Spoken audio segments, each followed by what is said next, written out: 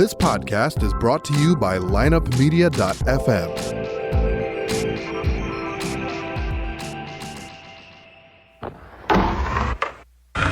Because if you can tell me what your habits are, I can tell you what sort of a person you are. I can tell you what your future looks like. But like I always say, life is 10% what happens to you, it's 90% what you do about it. The people who are most effective in the workplace believe that their future is going to be bigger than their past. When people don't believe that their future is going to be bigger than their past, they begin to disengage. You're listening to The Circuit of Success, a podcast dedicated to helping you achieve success in every facet of life. Only on the lineupmedia.fm podcast network. Now, your host, Brett Gilliland.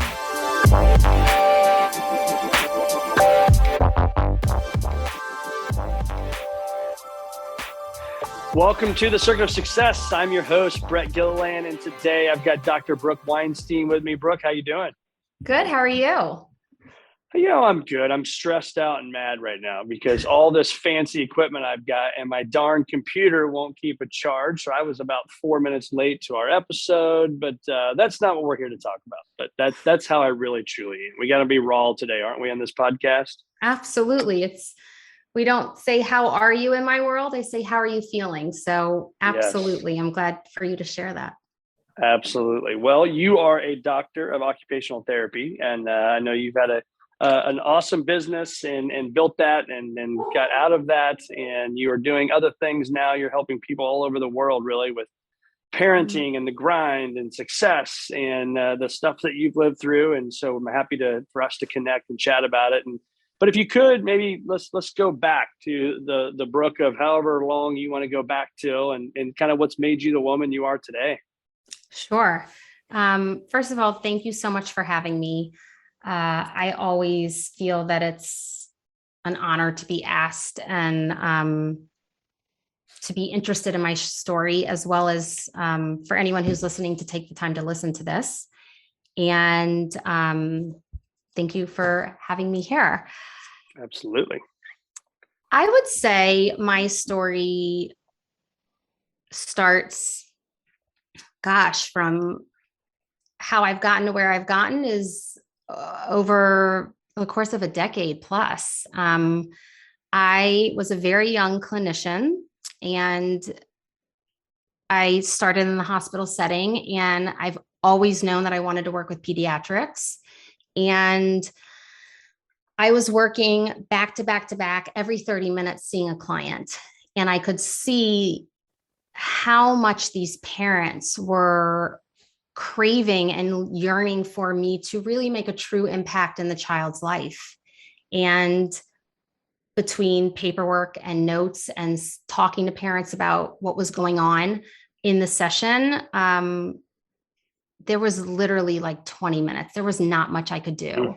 And you can just see, like, parents were driving, they were pulling them out of school, they were taking off of work to be able to get their child help and support. And I got burnt out in the hospital system very, very quickly. And I kept waking up thinking to myself, this can't be it. Like, this is not what I went to school for. And at the time, I was newly married and also navigating what it's like to be a husband and wife and doing all the different things of home ownership and you name it, it just keeps piling up. And I made a very courageous decision as a young clinician to step away from the hospital system and start my own clinic. I was a very, very young clinician, and I wanted to do things differently, and I wanted to impact the lives of children. And that model was not working. So I set off with a business partner, and I did that business for 6 years. It was brick and mortar. And it was very heavily based in parent education and teaching them what we were doing. And yet it was still falling short of my goal of wanting to impact children in the way in which I had always set out to do. And at that time in my life, those 6 years, I had 2 preemies of my own, 3 years apart. my partner, Jonathan, was exhausted and running a company as well. And we had an opportunity for him to move, for a really great business opportunity for him. And I then had to decide, and any females listening to this, I'm sure you can understand what I'm about to say, but it's like, wait, hold on. We're going to move for your career? But like, I built a business too. So like, what are we going to do here? And it very much felt like, whether Jonathan did not, it was just what was happening, but it was very much like, okay, where do we go from here? And my family, the peanut gallery of everyone who loves me, said, what are you doing? Like, you've built a business, like this is your career. And I silenced the noise and I just said, okay, Brooke, let's sit with this. Like, where are you at and what do you want? And I decided to sell that business to my business partner and move here to Austin, Texas. And what I recognized from taking time off after I sold that business was I truly understood why the hospital model didn't work and why my own business didn't work in the way in which I wanted it to. And it's because we are all working so freaking hard just to, before we even hit record, like you were saying, you're putting in the work, you're doing the effort, you're hopefully able to grab, a turkey sandwich and rush off to your boys' games, like, or your kids, like we are constantly trying to do more and more and more and more and more. And our brains and bodies were not meant for this. Yeah. They weren't. And so we get burnt out.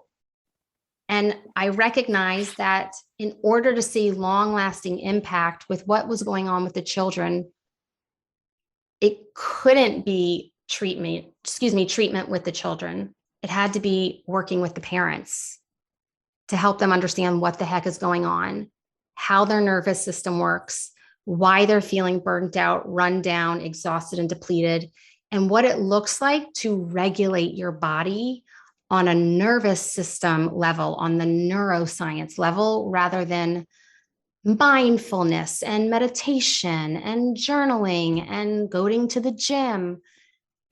And the impact of what I've always wanted to impact children has finally come to fruition, which is like the coolest thing ever.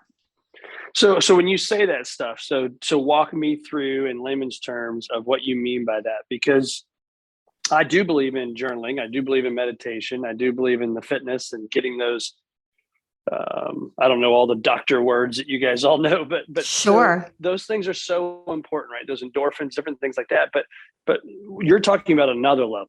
Yes, I am. Is that what I'm hearing you say? So walk us through that. What does that mean? How do you do that? How do we get into that? How does a parent that doesn't have somebody like you in their life, how do we get to that point in our life? Sure. So the fact that you meditate, you journal, and you go to the gym tells me as a clinician that you are doing a phenomenal job of figuring out what your body needs and how to give that to your body to maintain I call it like the equator, right? For those of you listening, think of like the equator, and we either function in fight or flight, which is above the equator, where you're going and you're doing, and you're not even, it's like a tornado. It's like static. Yeah. Or we're in rest or digest, where we're chill, we're hanging out at the beach and we got a pina colada in our hands, right? And we always fluctuate between the two. And what's happening is we're seeing that in children. They can't sit in their chairs at school. They can't attend for a long period of time. We've stripped away gym class or recess, but we're still expecting them to sit and stay all day. And we don't recognize what we're doing at a neuroscience level to these children. So we have to start with the parent.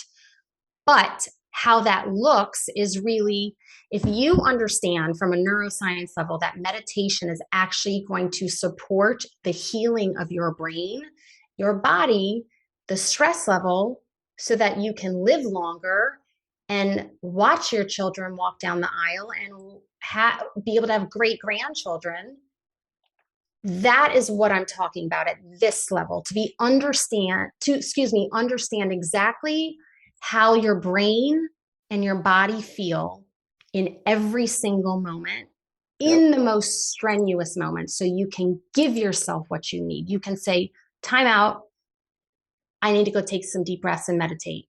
Time out, I need to put some food in my system.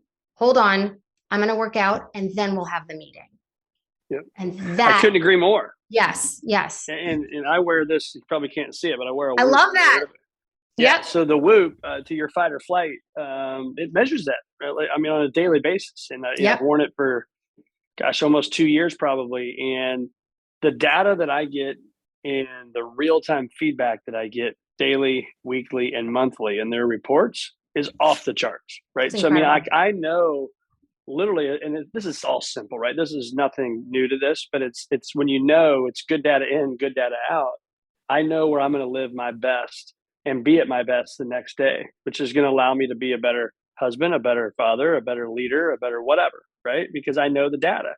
And you get a journal every single morning. And this isn't a commercial for Whoop, but I think whatever your Whoop is you got to know that stuff. And I know I've got a certain time. If I stay up past that bedtime, I'm going to pay the price tomorrow. So then I have a choice to make. Yes. Right? Yes. 1,000%. I'm actually going to call you on a word, though. You said a better parent and a better father and a better husband. And I want you to think of it more as like a happy. Like, I get to be a happy father. I get to be a happy husband, because that's a gift. It's a gift to yourself. And I think that that's one of the big differences of what I'm doing and teaching is like, yes, people tell, like you said, so tell us about the meditation and the journaling, because I do all that stuff. I particularly do not have time to journal. Now, the benefits of journaling is pen to paper and input into your hand, into your brain. Like there's phenomenal research behind it, but some of us don't have time. Sure. And so if we can access through, I call it calibrating the brain, not rewiring the brain, but calibrating the brain in order for you to think about the steps that I take within the months that I work with my clients is, how do I feel? Where do I feel it in my body? So it's connecting a feeling to an emotion in your body. What do I need? Do I need to go meditate? Do I need to go do yoga? Do I need to lay in bed? Do I need to go punch a wall or a pillow, right? What do I need? And how do I go get it? The language in which we use to support ourselves in requesting it from our partnerships or from our life or for ourselves. That is how you emotionally and sensory have the ability to regulate yourself in every single moment, in like within. And to be quite honest, I probably should buy a Whoop because I've known about it. I just haven't done it yet. But like, it's incredible. Well, what you do for a living is absolutely incredible. Right? If you can access that, not by just reading some data on a screen of it telling you if you were in fight or flight, or if you were in rest and digest, but you being able to literally feel it within yourself and to be able to say, I feel this. What do I need? I need silence, right? For parents, it's, I'm on red. Like, I feel angry, right? I just said how I feel. I need a moment. Go walk in your room and close the door. And you're expressing to your children your feelings. So you're teaching them emotional intelligence. You're honoring how you're feeling inside your body to slow it down, slow down that ramp up process of fight or flight. And you're getting what you need. I need a moment. Yep. And you can relax your shoulders, take a deep breath, do what you need to do in that moment, and then go back and be like, well, hey, what's up? Yeah. And just like, keep going. So I'm going to pick on something you said. Like, yes, so I love this, right? You challenged my thought. And so do it.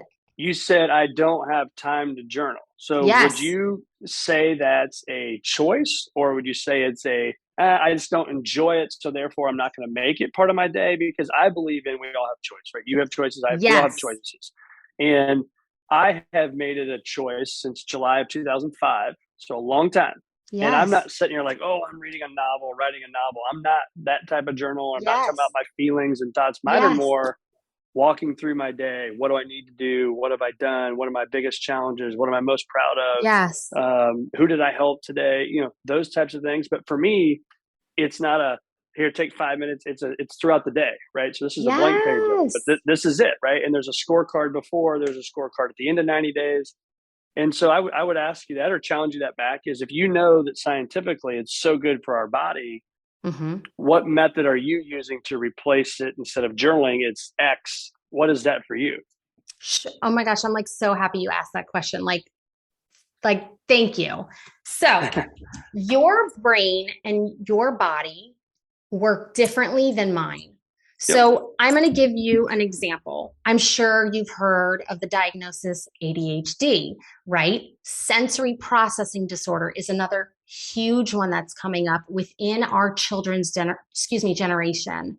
Yeah, so sensory processing disorder means your sensory system processes it in a dysfunctional way. Okay. I give all of my clients what's called the sensory profile. It's a standardized assessment where I can literally tell you how your brain functions. For me, and the way that my internal sensory system functions, I do best by bilaterally moving my body. I seek input into my body. So I do best moving my body, and I do best by verbally journaling. So I do it in a verbal sense while I'm moving both sides of my body. Now, the thing that's so crucial to understand that you pointed out here is, or helped point out, is I know what I need or what I want. I want to go on a walk. Sometimes I want to lay in bed. Sometimes I want to read a book. Sometimes I want to do yoga.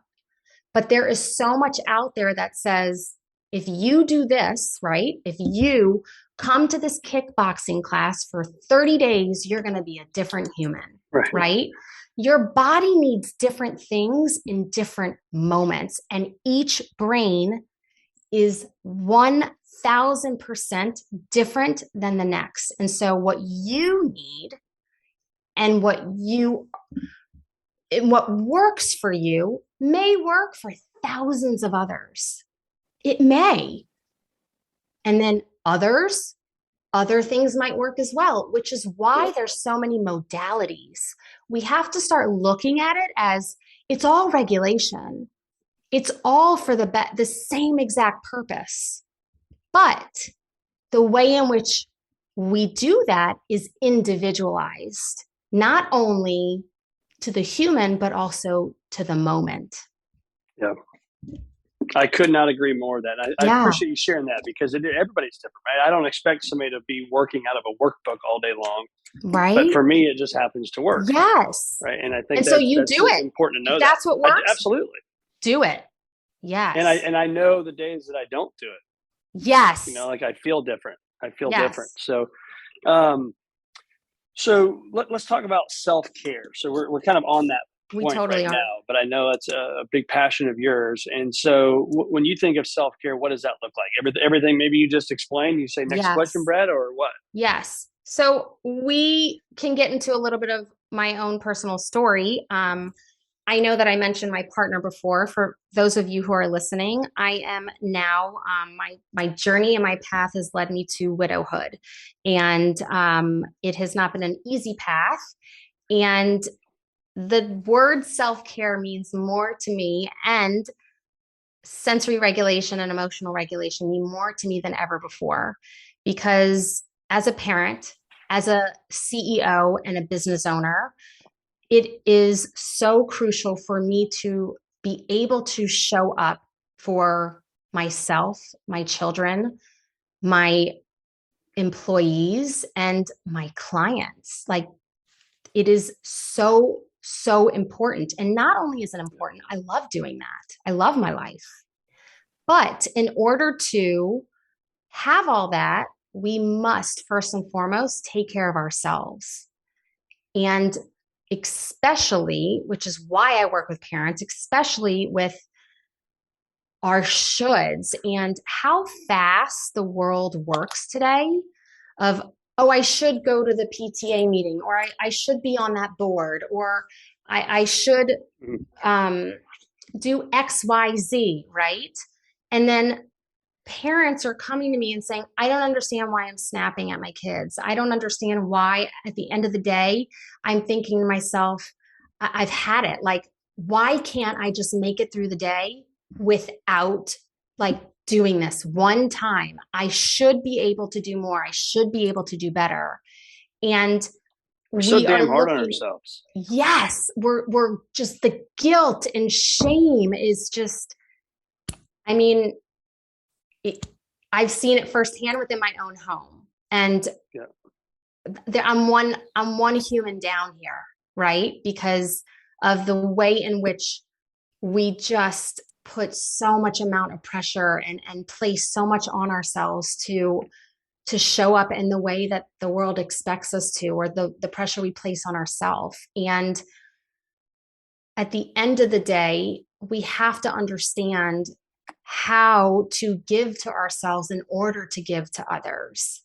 And the way in which you journal and meditate and go to the gym and you're still able to show up for everyone that you support and your family and your children and yourself is because you're doing the beautiful things, because you're regulating yourself, and because you are taking care of yourself unapologetically, without shame, without guilt, and saying, I know this is what I need.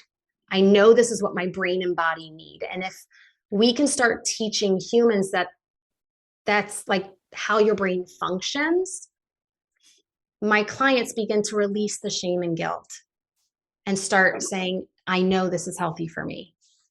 Yeah. And I think too, and I know the answer to this question, but I'm going to ask it anyway, because I think it's so important and will give people the quote unquote permission. They don't need my permission, obviously, but I think you do need to give yourself permission, because you can feel selfish, right? Oh my gosh. Yes. Yes. Especially parents. And I mean, we're taking time away from, and I'm going to use quotes here, like we're taking time away from giving it to our children. But if we're showing up and we're exhausted and we're run down and we're scrolling on our phone, right? Because we're trying to ramp our brain down from the day and transition. Like, you would be better spent walking the neighborhood for a few, minutes, trying to take some deep breaths. Yeah. But even then it's tough, right? Because I know, I'm looking at, right, there's a track around this pond by a hospital by my office. And many times I go out there and I'll walk and return some phone calls, but then there's that guilt of like, gosh, I need to be in the office doing this, or I need to be doing that. And I know it, because I have hosted a podcast for 5 years. I've journaled for 12, 15 years, a long time on this stuff. I guess, 16 years now. Wow. I know better, but yet it's still very hard to give yourself the permission to do it. Absolutely. Absolutely. Yeah. I love that you said that, because like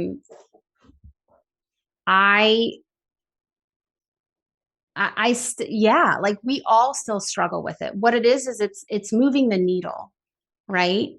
It's moving the needle one tiny percent to say, I do feel this. Like, it's like you said, permission, like, it's okay that I feel guilty right now. It's okay that I feel like I'm taking away from time with my kids.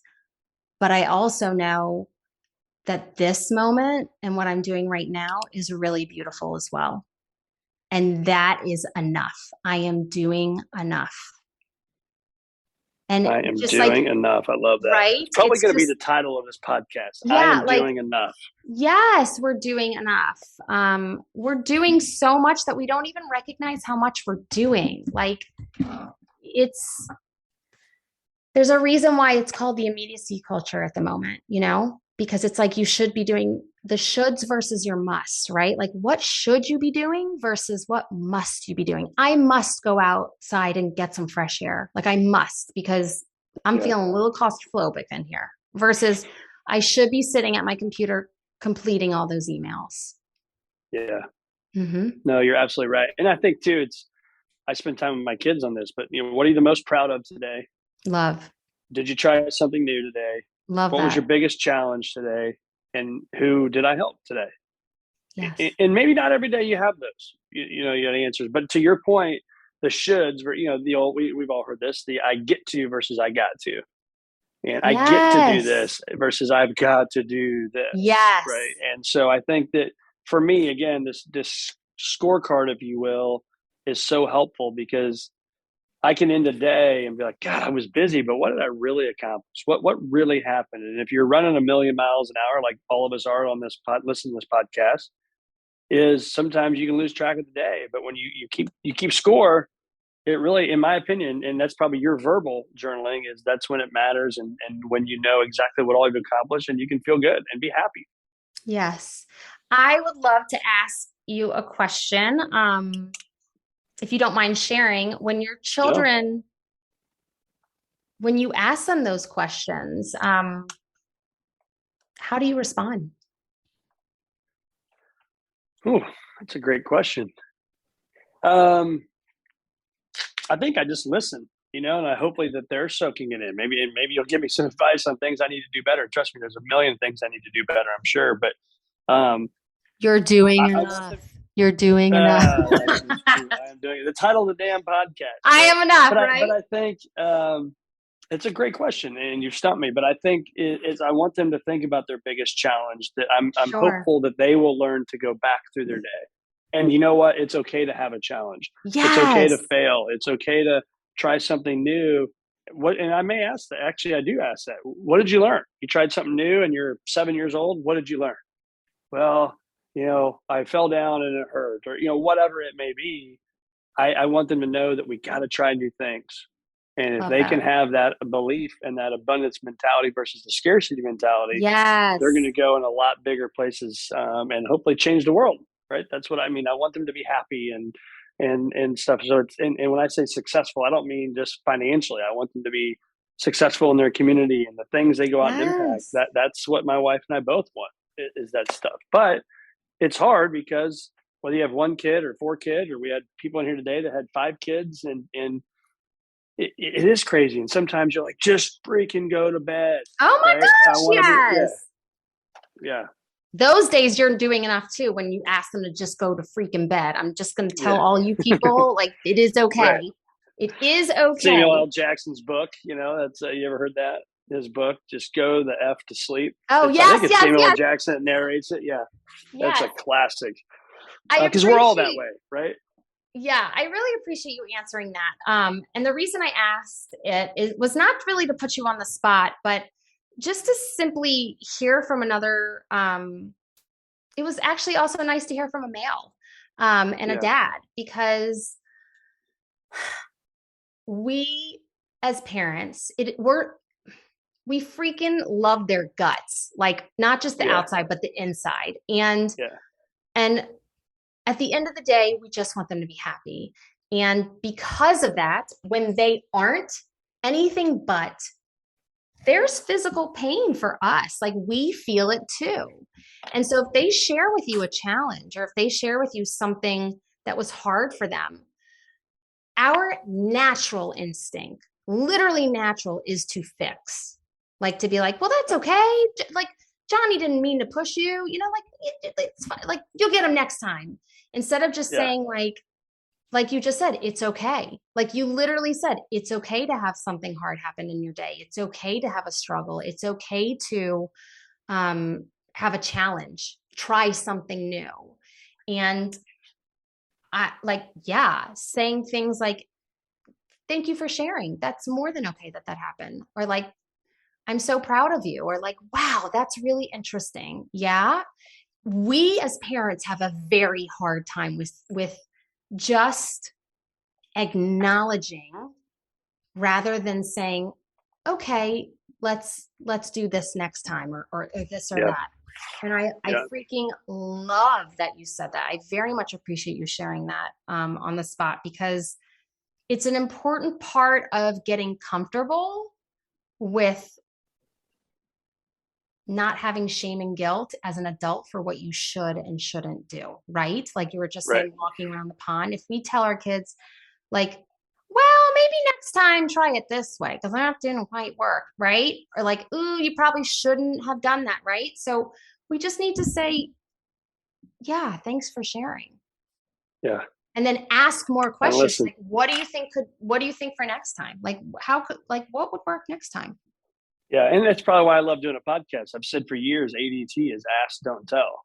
Right? I would Yeah. much rather ask the questions than tell you, because if I tell you Yes. to do something, then it's going to be, oh, that guy's telling me to do it. Versus if I ask you a question and get you to the same result, but you decide it's the gospel, right? Like, oh my gosh, Brooke came up with this amazing idea, and you're going to go run through a brick wall for it. Versus if I told you the exact same thing, you're not going to. So let me turn the page a little bit on that. And so what is it that you know now, as you said here today, that you wish you knew Mm-hmm. 10 years ago, right? Mm. I'm going to just say what popped in my mind. Nothing. I'm like Nothing. so at peace with how my life has unfolded. And I know that, I mean, you kind of hear what I said when you answered the question, like, it's okay. Like, it's okay that things have happened the way they've happened. It's okay that I'm at where I'm at in my life. I don't Can I believe. interrupt real quick on that though? Sure. So you say that now you've gotten to Yes. that point, but I would Yes. assume, with your whole story here, there were some really dark days that you would have called BS on that because Okay. you were in a bad spot. Maybe I'm wrong, but No, keep going. Keep going with this. Yeah. I would assume there's people driving down the road or exercising right now, and they're like, "Yeah, but Brooke, you don't know my situation. Like, I'm in the freaking bottom of the Ah. barrel, crappiness, dark. There's no light at the end of the tunnel. There's nothing." So yeah, Brooke, whatever. You've gotten to that point now, but you didn't just go from the bad stuff that happened to today and be like, "Oh, I'm so thankful," and you seem so Mm, calm and at peace with it. fair And enough. maybe again, Yeah. I'm wrong, Yeah. but I Yeah. think you went Yeah. through crap and back to get there, For right? So how did sure. you get through that? How did I get through it? I didn't have a choice. As a 7 and 4-year-old. I 10 years ago when my journey started, even with Jonathan, you just keep going. You do what needs to be done and you Yeah. learn along the way. Yeah, so I think that's what I hear is, so the circuits of success, hence the podcast Yes. you're on. It's attitude, your beliefs, your action ultimately get you the results you want in your life. You define your results. This is an hour and a half talk in now 10 seconds, but Sure. I think the action is what I hear there is you just had to take action. And that action may be get out of bed, comb my hair, Yes. take one step forward, be there for my kids, Yes. and edit, copy, edit, paste tomorrow. Is that fair? Yes. Yes. I didn't have a choice and I just kept going. And at some point I decided not only can I keep doing this, not only am I doing this, but I'm going to freaking enjoy every moment and I'm going to figure out how I can enjoy it. And so I Yeah. went to what I knew I could trust, which was the neuroscience, to Yeah, figure out which is your how. background, right? That's your education, is you know that. So for maybe those of Yes. us that don't understand that, what I would tell them, Right. and it doesn't mean it had to be the dumps of losing a partner or a husband. It could be, gosh, COVID has really hurt my business. Oh my And gosh, how am I going to get yes. through this? And I'm telling you, I've just seen it for so many years with people and being around amazing stories and seeing them. It is the action part. It's put a little baby game plan together today. Right. I want to go for a walk for 500 feet because I was guilty early on in my 20s and 30s trying to climb this ladder of it's all or nothing. Right. I'm going to do Yes. this and I'm going to do that. And then I would be Yes. disappointed because, well, even if I did it, it's like, well, the bells and whistles didn't come off. Confetti didn't fall from the sky. Now what? Right. Mhm. And it's not beating myself up over it. And so now my little thing is I'm not great at exercising, but it's if I can just get in 1 mile. But guess what happens? If I get there, I usually get more than a mile in, but Mhm. I've in my mind, why am I not that disciplined guy that can, I got a guy I know that runs 10 miles a day. I'm like, I need to do that. And you try it for like 3 days and then you're like, well, this sucks, right? I'm not going to do this any longer. And so I'll get off my rant, but I think it is I that love it. action of Yeah. stepping forward day after day. Yeah. Um, I think what stops us a lot of times that we don't even recognize that stops us is fear, even fear of success. Like you can sit and contemplate all the terrible, awful stuff that could potentially happen to try and figure out that crystal ball of like, what's going to happen. Yeah. But when you think about fear of success, of like, how does that feel to try and build that crystal ball, right? Like, try For that sure. exercise. And there's my absolute, I literally read it every day to like all of my clients. One of my most favorite quotes in the entire world is when it's by the Kaizen Way, one small step can change your life. When life gets scary and difficult, we tend to look for solutions in places where it's easy or at least familiar to do so, and not in the dark, uncomfortable places where real solutions might lie. And so the SHIT that you individually might be feeling today while listening to this podcast, like that's where you're supposed to be because your brain and your body is processing through something. And in order to heal it, you have to feel it. If you push it away, you're shoving it down in a jar. And so it's okay to feel that. And I think that's why I say, like, I wouldn't change a thing because I had to feel those things. Does it suck? You bet. Is it painful? For sure.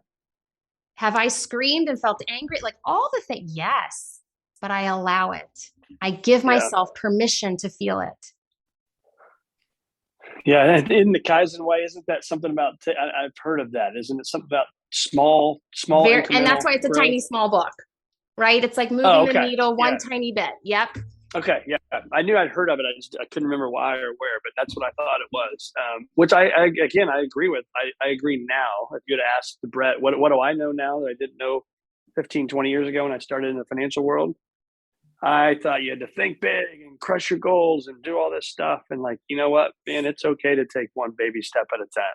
Yes. It really is. You're going to be okay. And it's funny. I started smiling when you talked about fear because the people that listen to the show all the time probably know where I was going to go with it. You were starting to go down this path, but I always ask, and I have for 5 years, how many of the fears you've put in your mind have actually blown up to the magnitude you put them in your mind to be?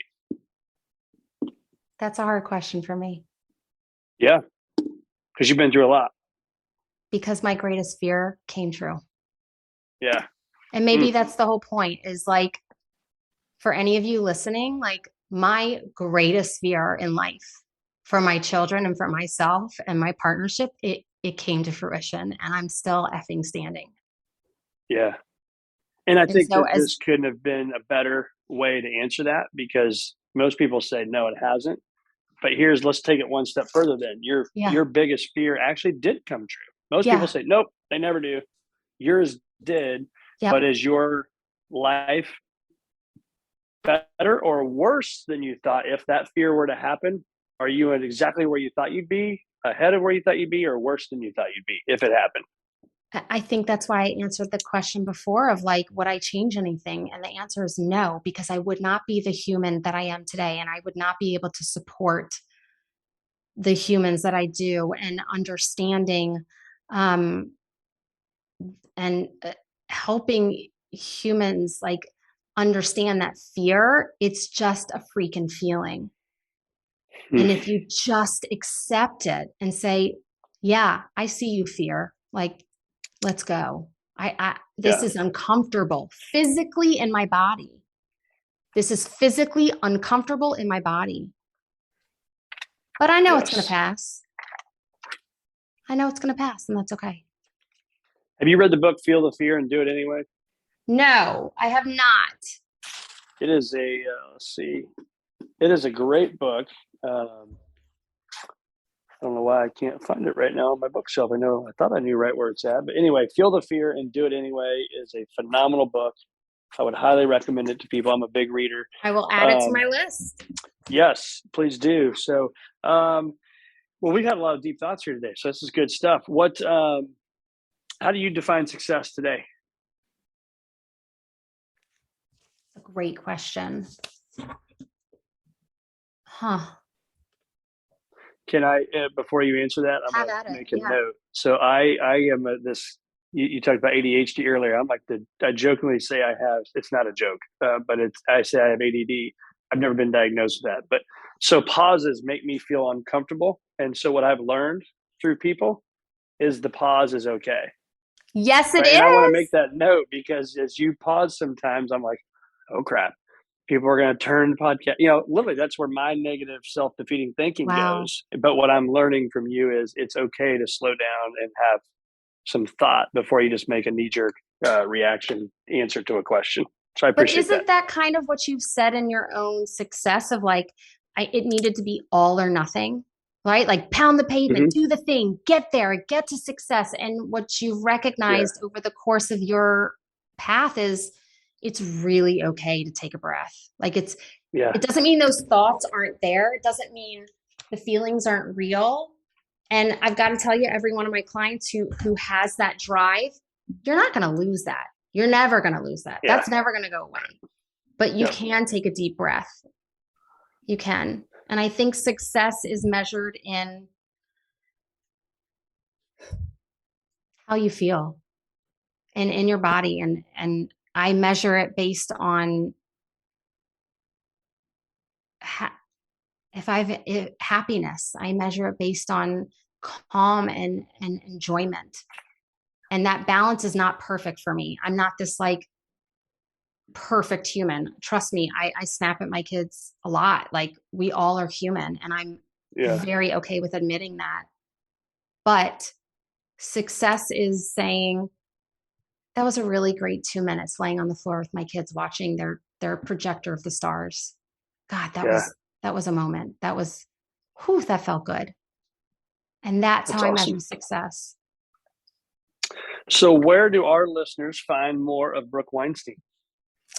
I would say the best place to find me and the most fun place and informative place is Instagram. I love to show all the different sides of me, the fun, goofy side and the serious neuroscience geek, which my handle is Brooke with an E, and then half of my last name, Weinstein, which is WEINST, as well as my website, brookeweinstein.net.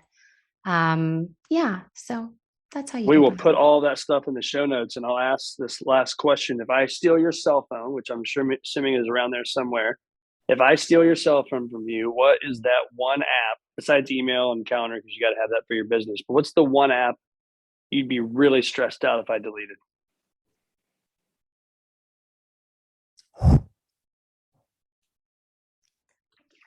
All these questions and my silences. The first thing that came to mind when you said, if I steal your phone, I'm going to say, my thought was, okay, well, great. Call me if my kids need me. Yeah, just answer At the least call. someone has it and knows how to get in touch with me or get in touch with someone if my kids are in trouble or an emergency. But what's the one app I couldn't live without, you said? Yeah. Oh, my picture app. Okay. I'm a big picture guy. I'm actually a picture geek. So you just never know. It's kind of a fun question. That's a good one. That's a good question. That is a really good question. Brooke, it has been awesome having you on the Circuit of Success. I've enjoyed our time together today. And I'm going to say this is going to be called I'm Doing Enough. We're all doing enough. Wouldn't you agree? I agree. Well, thanks for being with us today, Brooke. Thank you.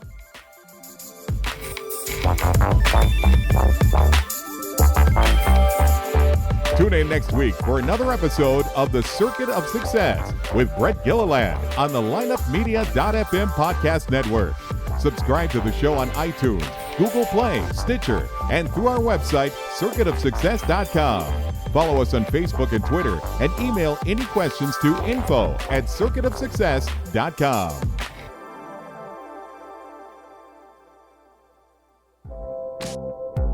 This podcast was a presentation of lineupmedia.fm.